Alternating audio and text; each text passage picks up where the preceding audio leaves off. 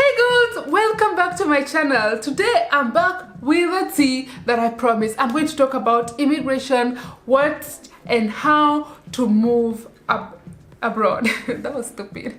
So as I promised you guys last time, I told you my story with my struggles with immigration, and all of you sent me questions concerning immigration issues, and I'm like, let's talk about it. I must say though, the disclaimer to this video is I am by no means trying to encourage people to leave their home countries and move to Sweden or move to Europe, and I am by no means trying to discourage someone who wants to move from their home country to Europe or to Sweden or wherever you want to move to. Feel free to move, but don't feel that where you are is wrong, and don't feel the obligation to not take risks because you are scared. There's nothing to be scared about, but you also have to know that there's a trade-off. That's all I can say. There's a trade-off to everything. So yeah, you can just put that at the back of your mind, so that I don't want to hear the comment, oh Rachel, you don't just all that blah blah blah. No, that would be so pretentious of me to just come here and say, oh please don't move here. Yet the other time I was crying. Not crying, I was in panic every single day because I was afraid if my visa will be approved. So I was saying, yes, the world is moving back to Africa, you know, the Chinese are back there, they've run, and you want to run over here, you're welcome, but just know there's a trade-off. It's good and it's bad. It's just up to you to choose exactly what you want and go for it. Just make sure that you check with your immigration sites everything they need, because it's constantly updating, they're constantly changing the rules, they're constantly updating the requirements, but it's never anything that you can't get. The most asked question was about how to move here as an au pair and how to move here as a spouse. So let's start with au pair. I would say that moving here as an au pair is the fastest. I mean, the process goes faster. However, it's one of the hardest, and I'll explain. If you want to move here as an au pair, it's simple. Just go to our website. There are so many legitimate websites actually, that just aupairworld.com, that's the one I use. There's aupairworld.net. I'll put some in the description, and you just put up a profile and attach some photos. Just a pro tip, you can put photos of you maybe taking care of a child or something like that, so that maybe the families can tell, this person can relate to children or something like that. And I must say that you have to be a little patient when contacting families, because I remember so many times when I contacted families, we started to talk and then they drop off, or you start to talk and then they say no, and then the interviewer excited. So just be there, constantly search for families, and I say that it's a matter of luck and patience. Just be a little patient and keep going. Don't give up. Before you realize, you'll get a family that is lovely and ready to embrace you.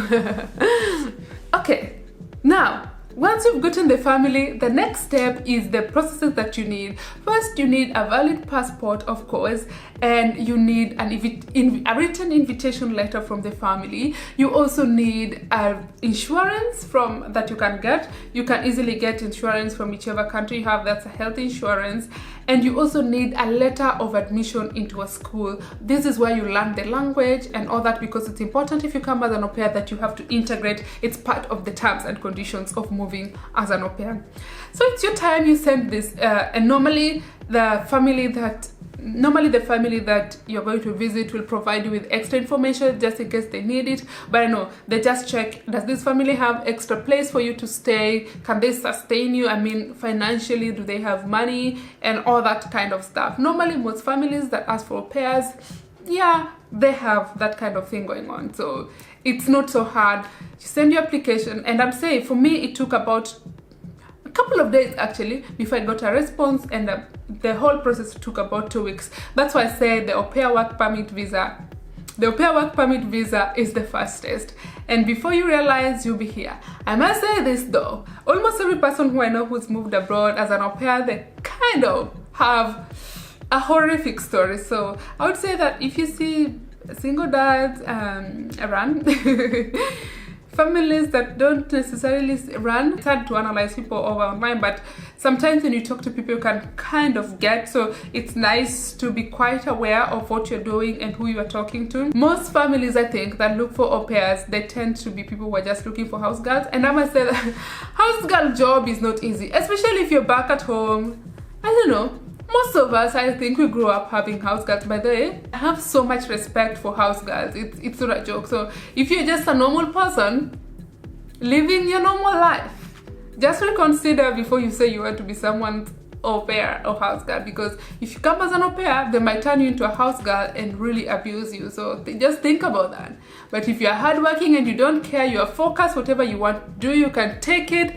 Well, this is why I'm here. I'm here to tell you that yes, you can get that opportunity. If you make the mistake maybe and move to a country with this family and you don't really like how they're treating you or something wrong is happening, you always have an option of getting another au pair family in the same country as long as your visa is valid. So just keep that at the back of your mind, and there are processes that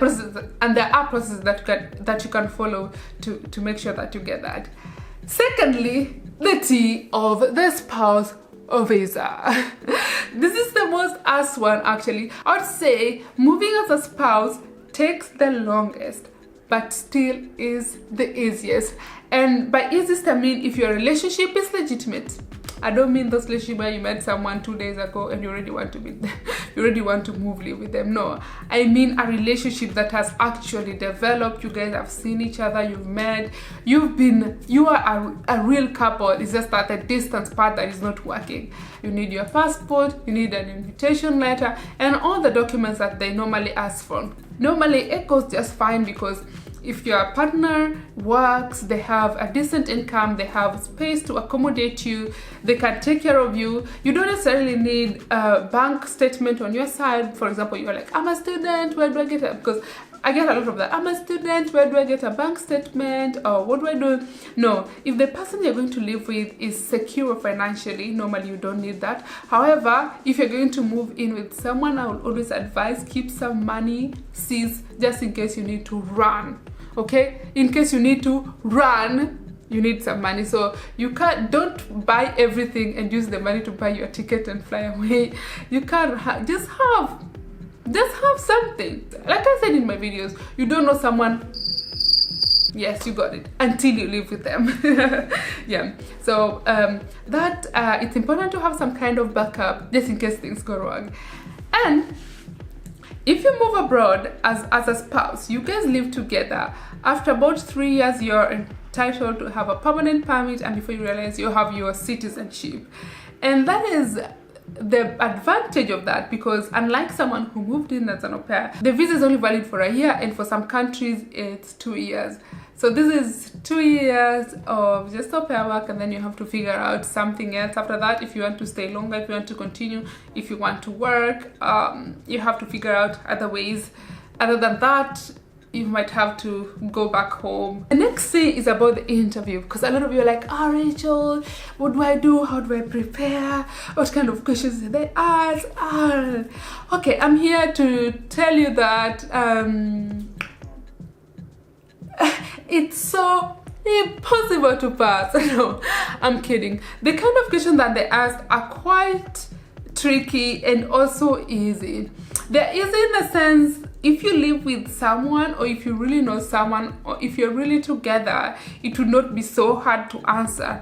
But then if you don't live with someone and you guys talk once a month, or it might be a little bit tricky. But I think there's some kind of understanding. Maybe if your answers don't match, but they can tell how comes this came up.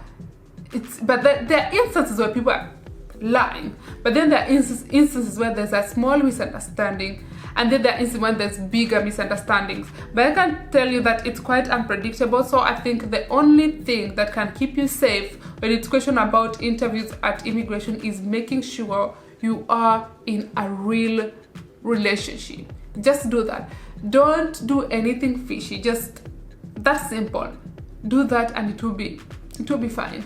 And then miracle babies. These are like people, when they come, you give birth to babies, and then of course it's much different. I say that some people give birth to miracle babies to just make sure that they are okay, but then I'll just say that before you give birth to a miracle baby, just remember that this person will be tied to you for the rest of your life. So is it worth it? If it's yes, then good luck.